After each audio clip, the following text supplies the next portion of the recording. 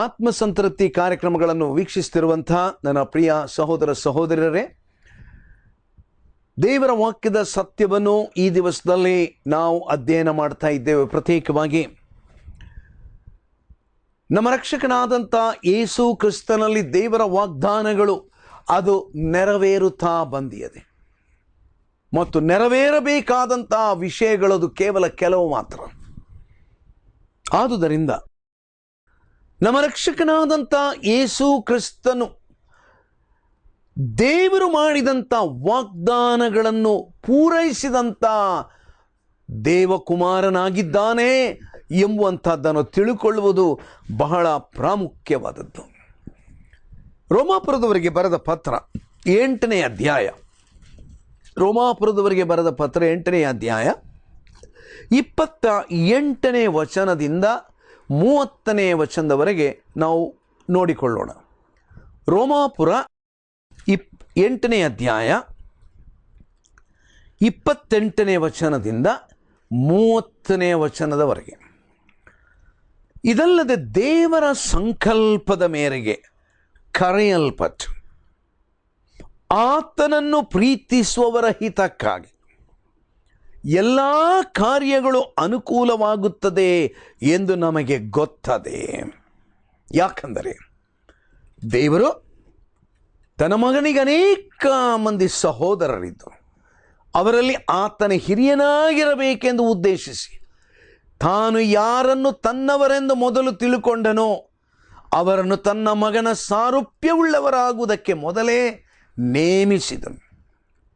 ಮತ್ತು ಯಾರನ್ನು ಮೊದಲು ನೇಮಿಸಿದನೋ ಅವರನ್ನು ಕರೆದನು. ಯಾರನ್ನು ಕರೆದನೋ ಅವರನ್ನು ನೀತಿವಂತರೆಂದು ನಿರ್ಣಯಿಸಿದನು. ಯಾರನ್ನು ನೀತಿವಂತರೆಂದು ನಿರ್ಣಯಿಸಿದನೋ ಅವರನ್ನು ಮಹಿಮಾ ಪದವಿಗೆ ಸೇರಿಸಿದನು ಎಂಬುದಾಗಿ. Let's turn to the English version, the book of Romans chapter 8 verses 28 to 30. Romans chapter 8 verses 28 to 30. And we know that all things work together for good to those who love God, to those who are called according to his purpose.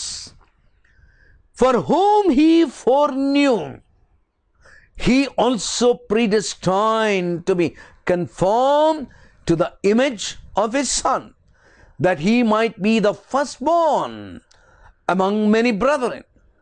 Moreover, whom he predestined, these he also called. Whom he called, these he also justified. And whom he justified, these he also glorified. Now let's look into these 2 or 3 verses.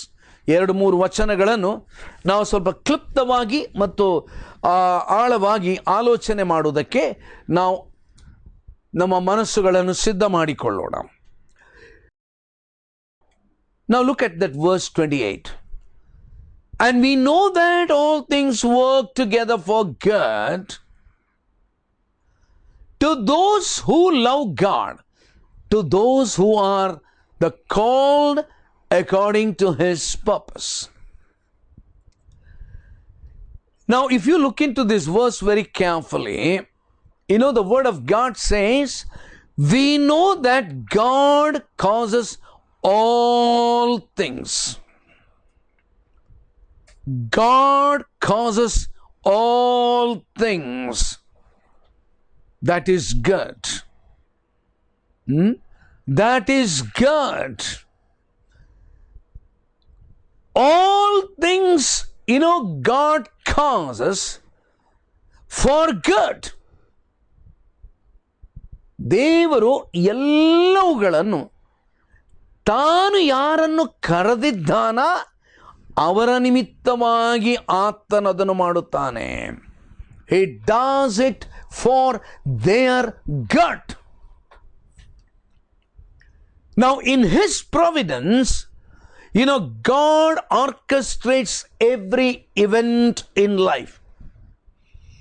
ನಾವೊಂದು ತಿಳ್ಕೊಳ್ಬೇಕು ನನ್ನ ಪ್ರಿಯ ಸಹೋದರ ಸಹೋದರಿಯರೇ, ನಮ್ಮ ಜೀವನದಲ್ಲಿ ನಾವು ದೇವರಿಂದ ಕರೆಯಲ್ಪಟ್ಟವರಾಗಿದ್ದರೆ, it's not for every one. Remember one thing, those who are called according to his purpose, that means those who have trusted in Jesus for salvation, ಅವರ ರಕ್ಷಣೆಗಾಗಿ ಯಾರು ಕರ್ತನಾದ ಯೇಸುವಿನ ಮೇಲೆ ನಂಬಿಕೆಯನ್ನಿಟ್ಟಿದ್ದಾರೋ, ಯಾರನ್ನು ಕರ್ತನಾದ ಯೇಸು ಕ್ರಿಸ್ತನು ಕರೆದು ರಕ್ಷಿಸಿದ್ದಾನೋ, ಅವರ ಪರವಾಗಿ ಎಲ್ಲ ಕಾರ್ಯಗಳನ್ನು ಅವರ ಒಳ್ಳೆಯದಕ್ಕಾಗಿ ಆತನು ಮಾಡುತ್ತಾನೆ. ನಮಗೆ ಒಂದು ಪ್ರಶ್ನೆ ಬರ್ಬೋದು, ಹಾಗಾದರೆ ನಮ್ಮ ಜೀವನದಲ್ಲಿ ಬರತಕ್ಕಂಥ ಸಂಕಟಗಳು, sufferings, various problems, even the temptations that very often God allows, ನಮ್ಮ ಜೀವನದಲ್ಲಿ ದೇವರು ನಮಗೆ ಬಿಟ್ಟು ಕೊಡತಕ್ಕಂಥ ಕೆಲವು ಪರೀಕ್ಷೆಗಳು. What do you say for that? ಅದರ ಕುರಿತಾಗಿ ನೀವೇನು ಹೇಳ್ತೀರಿ ಎಂಬುದಾಗಿ ನೀವು ನನ್ನ ಕೇಳುವುದಾದರೆ, may I tell you, God will use it to accomplish both our temporal and eternal benefit.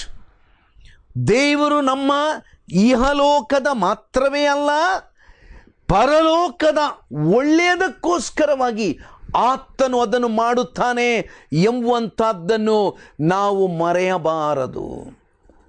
ನಾವು ಹಳೆ ಒಡಂಬಡಿಕೆಯನ್ನು ತೆಗೆದು ಧರ್ಮೋಪದೇಶ ಕಾಂಡ ಪುಸ್ತಕ ನಾವು ಅದನ್ನು ನೋಡುವಾಗ ಒಂದು ಸತ್ಯ ನಮ್ಮ ಗಮನಕ್ಕೆ ಬರ್ತದೆ. ಅಲ್ಲಿ ಏನು ಹೇಳ್ತಾ ಉಂಟು? ನಾವು turn to the book of Deuteronomy chapter 8 verse 15 and verse 16. ಧರ್ಮೋಪದೇಶ ಕಾಂಡ 8ನೇ ಅಧ್ಯಾಯ 15 ಮತ್ತು 16ನೇ ವಚನ. Now God is talking about his people, the nation of Israel. Now God says that you need to remember the Lord your God. ನಿಮ್ಮ ದೇವರನ್ನು ನೀವು ನೆನಪಿಗೆ ತರಬೇಕು. Who is this God? Now the Lord is reminding them. Verse 15.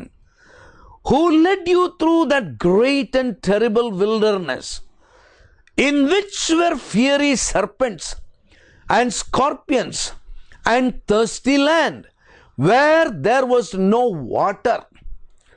Who brought water for you out of the flinty rock? Who fed you in the wilderness with manna, which your fathers did not know, that he might humble you, then that he might test you, to do you good in the end? Then you say in your heart, my power and the might of my hand have gained me this wealth. ನನ್ನ ಪ್ರಿಯರೇ, ನಾವು ಈ ವಾಕ್ಯ ಭಾಗವನ್ನು ಗಮನಿಸುವುದು ಒಳ್ಳೆಯದು. ಧರ್ಮೋಪದೇಶ ಕಾಂಡ ಪುಸ್ತಕಕ್ಕೆ ನಾವು ಬರುವಾಗ ದೇವರ ವಾಕ್ಯ ನಮಗೆ ತಿಳಿಸತಕ್ಕಂಥ ಬಹಳ ಗಂಭೀರವಾದಂಥ ಒಂದು ಸತ್ಯ, ದೇವರು ತನ್ನ ಜನರಾದಂಥ ಇಸ್ರಾಯೇಲ್ಯರ ಕುರಿತಾಗಿ ಏನು ಹೇಳ್ತಾ ಇದ್ದಾನೆಂಬುದನ್ನು ಗಮನಿಸಿರಿ. ಧರ್ಮೋಪದೇಶ ಕಾಂಡ ಪುಸ್ತಕ 8ನೇ ಅಧ್ಯಾಯ 15 ಮತ್ತು 16. ಆತನು ನಿಮ್ಮನ್ನು ಕಷ್ಟಕ್ಕೆ ಒಳಪಡಿಸಿ ಪರೀಕ್ಷಿಸಿದ ನಂತರ ನಿಮಗೆ ಮೇಲನ್ನುಂಟು ಮಾಡಬೇಕೆಂಬ ಉದ್ದೇಶದಿಂದ ಐಗುಪ್ತ ದೇಶದಲ್ಲಿ ದಾಸರಾಗಿದ್ದ ನಿಮ್ಮನ್ನು ಬಿಡುಗಡೆ ಮಾಡಿ, ವಿಷ ಸರ್ಪಗಳು ಚೇಳುಗಳು ಇದ್ದ ಘೋರವಾದ ಮಹಾರಣ್ಯಗಳನ್ನು, ನೀರು ಬತ್ತಿ ಹೋದ ಭೂಮಿಗಳನ್ನು ದಾಟಿಸಿ, ಗಟ್ಟಿಯಾದ ಬಂಡೆಯೊಳಗಿಂದ ನೀರನ್ನು ಹೊರಡಿಸಿಕೊಟ್ಟು, ನಿಮ್ಮ ಪೂರ್ವಿಕರಿಗೆ ತಿಳಿಯದೇ ಇದ್ದ ಮನ್ನವನ್ನು ಕೊಟ್ಟು ಪೋಷಿಸಿದಾತನನ್ನು ನೀವು ಮರೆತು ಮನಸ್ಸಿನೊಳಗೆ ಈ ಭಾಗ್ಯವು ನಮ್ಮ ಸಾಮರ್ಥ್ಯ ಸಾಹಸಗಳಿಂದಲೇ ನಮಗುಂಟಾಯಿತು ಅಂದುಕೊಂಡಿರಿ. ದೇವರು ಏನು ಹೇಳ್ತಾ ಇದ್ದಾನೆ? ನನ್ನ ಜನರಾದಂಥ ಇಸ್ರಾಯೇಲ್ಯರೇ, ಎಚ್ಚರಿಕೆ, ನಿಮ್ಮ ನೆನಪಿಗೆ ನಾನೊಂದು ವಿಷಯವನ್ನು ತರ್ತೇನೆ. ನಾನು ನಿಮ್ಮನ್ನು ಏನು ಮಾಡಿದೆ? ಕಷ್ಟಕ್ಕೆ ಒಳಪಡಿಸಿದೆ. ನಾನು ನಿಮ್ಮನ್ನು ಪರೀಕ್ಷಿಸಿದೆ. ಒಂದು ಪ್ರಶ್ನೆ, ಯಾಕೆ ದೇವರೇ ನೀನು ನಮ್ಮನ್ನು ಕಷ್ಟಕ್ಕೆ ಒಳಪಡಿಸಿದ್ದು? ಯಾಕೆ ದೇವರೇ ನೀನು ನಮ್ಮನ್ನು ಪರೀಕ್ಷೆ ಮಾಡಿದ್ದು? ದೇವರು ಉತ್ತರ ಕೊಡ್ತಾ ಇದ್ದಾನೆ ಇಲ್ಲಿ. ನಿಮಗೆ ಮೇಲನ್ನುಂಟು ಮಾಡಬೇಕೆಂಬ ಉದ್ದೇಶದಿಂದ. ಯಾವುದಕ್ಕಾಗಿ ನಿಮ್ಮನ್ನು ಕಷ್ಟಕ್ಕೆ ಒಳಪಡಿಸಿದ್ದೋ? ಯಾವುದಕ್ಕೋಸ್ಕರವಾಗಿ ನಾನು ನಿಮ್ಮನ್ನು ಪರೀಕ್ಷಿಸಿದ್ದೋ? ನಿಮಗೆ ಮೇಲನ್ನುಂಟು ಮಾಡಬೇಕೆಂಬ ಉದ್ದೇಶದಿಂದ. ಏನು ಮಾಡಿದ ದೇವರು? ಐಗುಪ್ತ ದೇಶದಲ್ಲಿ ವಾಸವಾಗಿದ್ದ ನಿಮ್ಮನ್ನು ಬಿಡುಗಡೆ ಮಾಡಿ, ಐಗುಪ್ತ ದೇಶದಿಂದ ಬಿಡುಗಡೆ ಮಾಡಿದ. ಒಳ್ಳೇದು, ದೇವರು ಒಳ್ಳೇದು ಮಾಡಿದ. ಅದಾದ ನಂತರ ಏನಾಯಿತು? ವಿಷ ಸರ್ಪಗಳು ಚೇಳುಗಳು ಇದ್ದ ಘೋರವಾದ ಮಹಾರಣ್ಯವನ್ನು, ನೀರು ಬತ್ತಿ ಹೋದ ಭೂಮಿಗಳನ್ನು ದಾಟಿಸಿದ. ದೇವರೇನು ಮಾಡಿದಂತೆ? ಆ ಇಸ್ರಾಯೇಲ್ ಜನರು ಬಹಳ ದೀರ್ಘವಾದಂಥ ಪ್ರಯಾಣವನ್ನು ಮಹಾ ಅರಣ್ಯದ ಮೂಲಕವಾಗಿ, ನೀರು ಬತ್ತಿ ಹೋದ ಭೂಮಿಗಳ ಮೂಲಕವಾಗಿ ದಾಟಿ ಹೋಗಬೇಕಾಯ್ತು. ಆದರೆ ನಿಮ್ಮ ಪೂರ್ವಿಕರಿಗೆ ತಿಳಿಯದೇ ಇದ್ದಂಥ ಮನ್ನವನ್ನು ಕೊಟ್ಟು ನಾನು ಪೋಷಿಸಿದೆನೋ. ನಿಮ್ಮನ್ನು ಕಷ್ಟಗಳ ಮಧ್ಯೆ ದಾಟಿಸಿದ್ದು ಹೌದು, ಶೋಧನೆಗಳ ಮಧ್ಯ, ಪರೀಕ್ಷೆಗಳ ಮಧ್ಯದಲ್ಲಿ ದಾಟಿಸಿದ್ದು ಹೌದು. ಆದರೆ ನಿಮ್ಮ ಕಷ್ಟ ಇಕ್ಕಟ್ಟುಗಳ ಮಧ್ಯದಲ್ಲಿ ನಾನು ನಿಮ್ಮನ್ನು ಪೋಷಿಸಿದೆ. ಆದರೆ ನೀವು ಅದನ್ನು ಮರೆತು ಬಿಡಬೇಡ್ರಿ. ನೀವದನ್ನು ಮರೆತು ಬಿಡಬೇಡ್ರಿ. ನೀವು ಮರೆತರೆ ನೀವೇನು ಹೇಳಲಿಕ್ಕೆ ಸಾಧ್ಯ ಉಂಟು? ಈ ವಾಕ್ಯ ನಮ್ಮ ಸಾಮರ್ಥ್ಯ ಸಾಹಸಗಳಿಂದ ನಮಗುಂಟಾಯಿತು. ನನ್ನ ಪ್ರಿಯರೇ, ಅನೇಕ ಸಾರಿ ನಮ್ಮ ಜೀವನದಲ್ಲಿ ಯಾಕೆ ದೇವರು ಅನೇಕ ಸಂಕಟ ಕಷ್ಟಗಳ ಮೂಲಕವಾಗಿ ನಮ್ಮನ್ನು ಆತನು ದಾಟಿಸುತ್ತಾನೆ? God leads us through the path of difficulties. ದೇವರು ನಮ್ಮನ್ನು ಅನೇಕ ಸಂಕಟಗಳ ಇಕ್ಕಟ್ಟುಗಳ ಮಾರ್ಗದಲ್ಲಿ ನಮ್ಮನ್ನು ದಾಟಿಸ್ತಾನೆ. ಯಾಕೆ?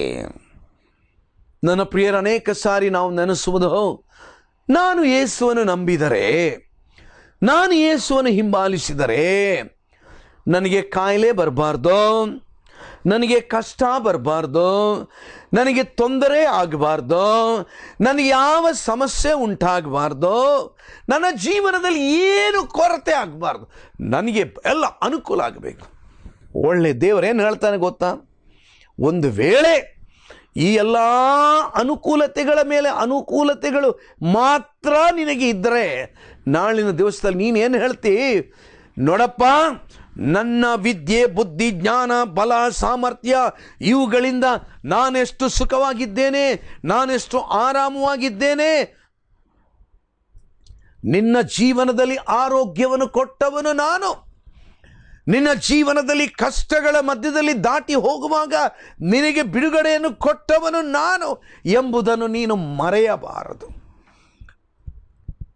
My dear brothers, my dear sisters, God has a purpose.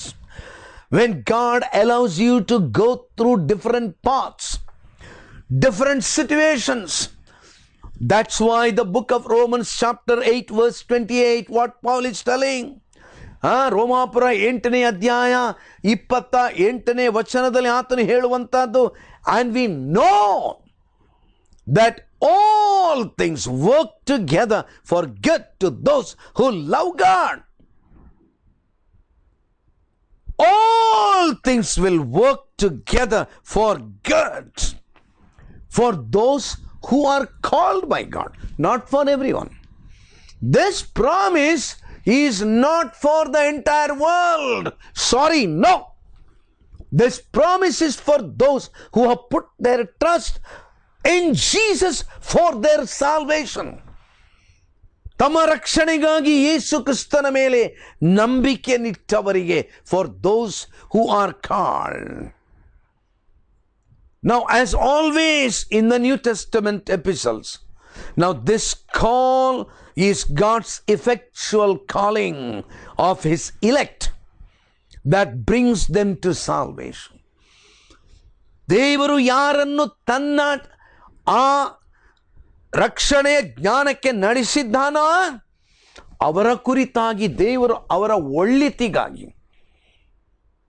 sometimes God does the miracles. That's why I keep telling that I believe in miracles. That's why I keep repeating that I do believe in miracles.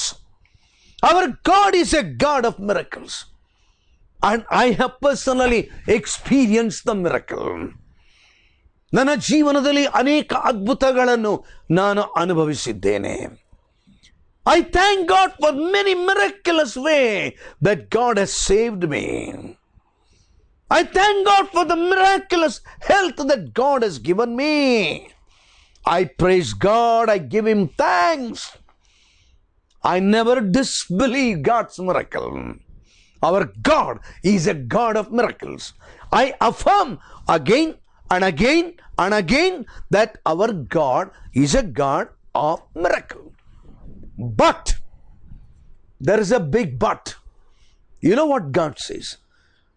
Don't think that God should do always miracles. God should do always miracles. On the contrary, the Bible says God will allow you to go through the path of difficulties, path of testing, path of suffering, path of problems. ಸಂಕಟಗಳು, ಕಷ್ಟಗಳು, ಇಕ್ಕಟ್ಟುಗಳ ಮಧ್ಯದಲ್ಲಿ ದೇವರು ನಿನ್ನನ್ನು ದಾಟಿ ಹೋಗುವಂತೆ ಬಿಟ್ಟು ಬಿಡುತ್ತಾನೆ. But for what reason? For what reason? The Bible says for good. For good, not for your bad. ನನ್ನ ಪ್ರಿಯ ಸಹೋದರ ಸಹೋದರಿ, ಈ ದಿವಸದಲ್ಲಿ ನಿಮ್ಮಲ್ಲಿ ಯಾರಾದರೂ ಸಂಕಟ, ದುಃಖ, ನೋವಿನ ಮಧ್ಯೆ ಕರ್ತನಾದ ಯೇಸು ಕ್ರಿಸ್ತನ ಮೇಲೆ ನಂಬಿಕೆ ನಿಟ್ಟಾಗ್ಯೋ, ಯೇಸುವಿನ ಮೇಲೆ ನಿಮ್ಮ ರಕ್ಷಣೆಗಾಗಿ ನಂಬಿಕೆ ನಿಟ್ಟಾಗ್ಯೋ, ನಿಮ್ಮ ಜೀವನದಲ್ಲಿ ಬಿಡಿಸಲಾರದಂಥ ಸಂಕಟ, ತೊಂದರೆಗಳು ನಿಮ್ಮ ಜೀವನವನ್ನು ಮುತ್ತಿಕೊಳ್ಳುವಾಗ ನೀವು ನಿರಾಶರಾಗಬೇಕಾಗಿಲ್ಲ. ನಿಮ್ಮ ಜೀವನದಲ್ಲಿ ನೀವು ಕುಗ್ಗಿ ಹೋಗಬೇಕಾಗಿಲ್ಲ, ಅಥವಾ ದೇವರು ತಕ್ಷಣವೇ ಇನ್ನೊಂದು ಮಿರಕಲ್ ಮಾಡಬೇಕು ಎಂಬುದಾಗಿ ನಿರೀಕ್ಷಿಸುವ ಅವಶ್ಯಕತೆ ಇಲ್ಲ. God may do it, God may not do it. God did the miracles in the Old Testament. That's what the Bible says. God provided the manna. ದೇವರವರಿಗೆ ಆ ಅರಣ್ಯದಲ್ಲಿ ಮನ್ನವನ್ನು ಕೊಟ್ಟ. ಅವರ ಪೂರ್ವಜರು ಕೇಳಿ ತಿಳಿದುಕೊಳ್ಳದೆ ಅನುಭವಿಸದೇ ಇದ್ದಂಥ ಮನ್ನವನ್ನು ದೇವರವರಿಗೆ ಕೊಟ್ಟ.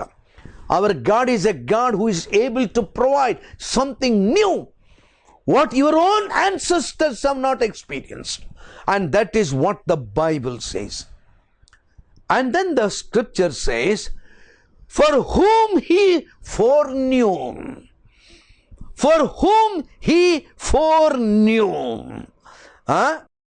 ಯಾರ ಕುರಿತಾಗಿ ಆತನು ತನ್ನವರೆಂಬುದಾಗಿ ಮೊದಲು ತಿಳುಕೊಂಡನೋ. What does it mean? ಯಾರ ಕುರಿತು ತನ್ನವರೆಂದು ಮೊದಲು ತಿಳುಕೊಂಡನೋ. Now it's not a reference simply to God's omniscience. ದೇವರ ಸರ್ವಜ್ಞಾನಕ್ಕೆ ಇರತಕ್ಕಂಥ ಕೇವಲ ಒಂದು ವಚನ ಮಾತ್ರವೇ ಅಲ್ಲ. That in eternity past he knew who would come to Christ. ಹೌದು, ನಿತ್ಯತ್ವದಲ್ಲಿ ದೇವರು ತನ್ನ ಜ್ಞಾನದಿಂದ ಯಾರು ತನ್ನ ಬಳಿಗೆ ಬರ್ತಾನೆಂಬುದು ಅವನಿಗೆ ಗೊತ್ತಿತ್ತು. Rather, it speaks of a predetermined choice to set his love on us and establish an intimate relationship or his election. ದೇವರು ಬಹಳ ಸ್ಪಷ್ಟವಾಗಿ ತನ್ನ ಜ್ಞಾನಕ್ಕೆ ಅನುಗುಣವಾಗಿ ಆತನು ನಿನ್ನೊಂದಿಗೆ ಆ ಅಮೂಲ್ಯವಾದಂಥ ಸಂಬಂಧವನ್ನು ಸ್ಥಾಪನೆ ಮಾಡಿದನು. That's why God says, you are my own. A good shepherd knows his sheep. ಒಬ್ಬ ಒಳ್ಳೆಯ ಕುರುಬನಿಗೆ ತನ್ನ ಕುರಿಗಳನ್ನು ಆತನು ಬಲ್ಲನು, ಮತ್ತು ಆ ಕುರಿಗಳು ಆತನ ಸ್ವರವನ್ನು ಕೇಳುತ್ತದೆ ಮತ್ತು ಆತನ ಹಿಂದಕ್ಕೆ ಹೋಗುತ್ತದೆ. The Bible talks about the predestined. He foreknew and predestined. What does it mean? To mark out or appoint or determine beforehand. ನನ್ನ ಪ್ರಿಯ ಸಹೋದರ ಸಹೋದರಿಯರೇ, ಈ ದಿವಸದಲ್ಲಿ ನೀನು ಮತ್ತು ನಾನು ಕರ್ತನಾದ ಯೇಸುವನ್ನು ನಂಬಿರುವುದಾದರೆ, ನೀನು ಮತ್ತು ನಾನು ಆತನ ಹಿಂಬಾಲಕರಾಗಿರುವುದಾದರೆ, remember the Bible talks about the ಪ್ರಿಡೆಸ್ಟಿನೇಷನ್.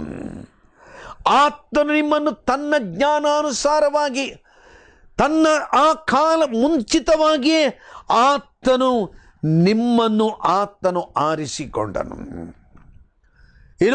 He has marked you out. He has appointed you and he has chosen you. That is, those God chooses, he destines for his chosen end. That is likeness to his son. ಹಾಗಾದರೆ ಆ ವಾಕ್ಯದಲ್ಲಿ ನಾವು ಏನು ನೋಡ್ತಾ ಇದ್ದೇವೆ ಈಗ ಗಮನಿಸ್ರಿ. ಈಗ ಯಾಕಂದರೆ ದೇವರು ತನ್ನ ಮಗನಿಗೆ ಅನೇಕ ಮಂದಿ ಸಹೋದರರಿದ್ದು ಅವರಲ್ಲಿ ಆತನೇ ಹಿರಿಯನಾಗಿರಬೇಕೆಂದು ಉದ್ದೇಶಿಸಿ ತಾನು ಯಾರನ್ನು ತನ್ನವರೆಂದು ಮೊದಲು ತಿಳುಕೊಂಡನೋ ಅವರನ್ನು ತನ್ನ ಮಗನ ಸಾರೂಪ್ಯವುಳ್ಳವರಾಗುವುದಕ್ಕೆ ಮೊದಲೇ ನೇಮಿಸಿದನು. Do you know the purpose why God has chosen you? ದೇವರು ನಿನ್ನನ್ನು ಯಾಕೆ ಆರಿಸಿಕೊಂಡ? Why God has chosen you? Is it only to experience some temporal miracles? ಲೋಕದಲ್ಲಿ ಕೆಲವು ಅದ್ಭುತಗಳನ್ನು ನಾನು ಎಕ್ಸ್ಪೀರಿಯನ್ಸ್ ಮಾಡಲಿಕ್ಕಾಗಿ ಮಾತ್ರವೇ ದೇವರನ್ನು ಆರಿಸಿಕೊಂಡದ್ದ ಅಲ್ಲ. Bible never says that God has chosen you so that you can, continuously experience some miracle after miracle, miracle after miracle, where God will say, you don't worry, when some problem is there, I will give you 10 lakhs rupees. Tomorrow some problem is there, don't worry, you sleep and I'll give you another 10 lakhs rupees. God never says that. Yes, if there is a need, he is able to provide you not 10 lakh, he is able to provide 10 crores. May his name be glorified. ದೇವರು ನಮ್ಮ ಅವಶ್ಯಕತೆಗಳನ್ನು ಬಲ್ಲಂತವನು, ನಮ್ಮ ಕೊರತೆಗಳನ್ನು ನೀಗಿಸುವುದಕ್ಕೆ ಆತನು ಶಕ್ತನಾಗಿದ್ದಾನೆ. But that is not the primary purpose why God has chosen you. God has a purpose of choosing you in Christ. Why? ತನ್ನ ಮಗನ ಸಾರೂಪ್ಯವುಳ್ಳವರಾಗುವುದಕ್ಕೆ ಮೊದಲೇ ನೇಮಿಸಿದನು. ಯಾರನ್ನು ಮೊದಲು ನೇಮಿಸಿದನು ಅವರನ್ನು ಕರೆದನು, ಯಾರನ್ನು ಕರೆದನೋ ಅವರನ್ನು ನೀತಿವಂತರೆಂದು ನಿರ್ಣಯಿಸಿದನು, ಯಾರನ್ನು ನೀತಿವಂತರೆಂದು ನಿರ್ಣಯಿಸಿದನೋ ಅವರನ್ನು ಮಹಿಮ ಪದವಿಗೆ ಸೇರಿಸಿದನು. Oh my dear brother, my dear sister, as I close, what a grand purpose that God has in saving you. Can we live up to that purpose? That you and I might be in the likeness of Christ. There is a song which says, "Oh God, I would like to be like Jesus." ನಾನು ಯೇಸುವಿನ ಹಾಗೆ ಇರುವುದಕ್ಕೆ ನಾನು ಬಯಸುತ್ತೇನೆ. The world wants to see Jesus Christ in you. ನಿನ್ನಲ್ಲಿ ಯೇಸುವನ್ನು, ಆತನ ಗುಣಲಕ್ಷಣಗಳನ್ನು, ಆತನ ಸರ್ವ ಸಾಮರ್ಥ್ಯವನ್ನು, ಆತನ ಸರ್ವ ಸಂಪೂರ್ಣತೆಯನ್ನು ನಿನ್ನಲ್ಲಿ ಜನರು ನೋಡ ಬಯಸುತ್ತಾರೆ. Let us pray. ಭೂಮಿ ಆಕಾಶಗಳನ್ನು ನಿರ್ಮಾಣ ಮಾಡಿದ ಪರಲೋಕದ ತಂದೆಯೇ, ನಿನ್ನ ಸಾರೂಪ್ಯವುಳ್ಳವರಾಗಿ ಇರಬೇಕೆಂಬುದಾಗಿ ನೀನು ನಮ್ಮನ್ನು ನೇಮಿಸಿದಿ, ನೀನು ನಮ್ಮನ್ನು ರಕ್ಷಿಸಿದಿ. ನಿನ್ನ ನಿತ್ಯ ಯೋಜನೆಯ ಮೇರೆಗೆ, ನಿನ್ನ ಸಂಕಲ್ಪದ ಮೇರೆಗೆ ನೀನು ನಮ್ಮನ್ನು ಕರೆದಿದ್ದಿ. ಮತ್ತು ನೀನು ನಮ್ಮನ್ನು ಕರೆದಿರುವುದಾದರೆ ನಿನ್ನನ್ನು ಪ್ರೀತಿಸುವವರ ಹಿತಕ್ಕಾಗಿ ಎಲ್ಲ ಕಾರ್ಯಗಳು ಅನುಕೂಲವಾಗುತ್ತದೆಂದು ನಮಗೆ ಗೊತ್ತದೆ. ಸ್ವಾಮಿ, ನಮ್ಮ ಜೀವನದಲ್ಲಿ ಕಷ್ಟಗಳನ್ನು ಅನುಭವಿಸಬಹುದು, ಇಕ್ಕಟ್ಟುಗಳನ್ನು ದಾಟಿ ಹೋಗಬಹುದು, ನಮ್ಮ ಜೀವನದಲ್ಲಿ ಅನೇಕ ಪರೀಕ್ಷೆಗಳನ್ನು ನಾನು ಎದುರಿಸಬೇಕಾಗಬಹುದು. ಆದರೆ ಸ್ವಾಮಿ, ನೀನದನ್ನು ನನ್ನ ಒಳ್ಳೆಯದಕ್ಕಾಗಿ ಮಾಡುತ್ತಿ. ಯಾಕಂದರೆ ದೇವರು ತನ್ನ ಮಗನಿಗೆ ಅನೇಕ ಮಂದಿ ಸಹೋದರರಿದ್ದು ಅವರಲ್ಲಿ ಆತನೇ ಹಿರಿಯನಾಗಿರಬೇಕೆಂದು ಉದ್ದೇಶಿಸಿ ತಾನು ಯಾರನ್ನು ತನ್ನವರೆಂದು ಮೊದಲು ತಿಳ್ಕೊಂಡನೋ ಅವರನ್ನು ತನ್ನ ಮಗನ ಸಾರೂಪ್ಯವುಳ್ಳವರಾಗುವುದಕ್ಕೆ ಮೊದಲೇ ನೇಮಿಸಿದನು. ಕರ್ತನಾದ ಯೇಸುವೇ, ಈ ದಿವಸ ನಮ್ಮ ಪ್ರಾರ್ಥನೆ, ನಾವು ಪ್ರತಿಯೊಬ್ಬರು ನಿನ್ನ ಸಾರೂಪ್ಯವುಳ್ಳವರಾಗಿ ದೇವರ ನಿನ್ನ ಉದ್ದೇಶವನ್ನು ನೆರವೇರಿಸುವವರಾಗಿ ಈ ಲೋಕದಲ್ಲಿ ನಾವು ಕ್ರಿಸ್ತನನ್ನು ಪ್ರತಿಬಿಂಬಿಸುವವರಾಗಿ ಜೀವಿಸುವುದಕ್ಕೆ ಕೃಪೆ ಮಾಡಬೇಕೆಂದು ನನ್ನ ಪ್ರಿಯ ವೀಕ್ಷಕರನ್ನು ಕರುಣಿಸಿ ನಡೆಸಬೇಕೆಂದು ಯೇಸು ಕ್ರಿಸ್ತನ ಅಮೂಲ್ಯವಾದ ನಾಮದಲ್ಲಿ ನಮ್ಮ ಪ್ರಾರ್ಥನೆಯನ್ನು ಸ್ತುತಿ ಸ್ತೋತ್ರದೊಡನೆ ಸಲ್ಲಿಸಿದ್ದೇವೆ ಸ್ವಾಮಿ. ಆಮೇನ್.